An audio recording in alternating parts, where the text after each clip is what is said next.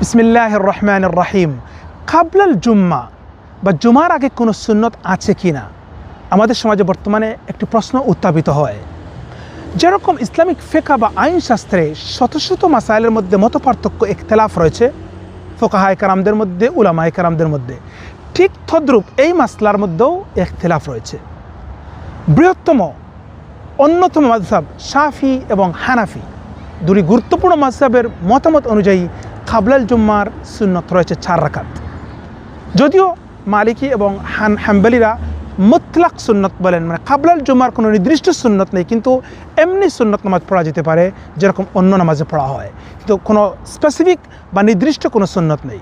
কিন্তু হানাফি এবং শাফি মযহবের অনেক হাজার হাজার উলামায়ে কেরামদের মতে কাবলাল জুম্মার 4 রাকাত সুন্নত রয়েছে, সুন্নত মুআক্কাদা।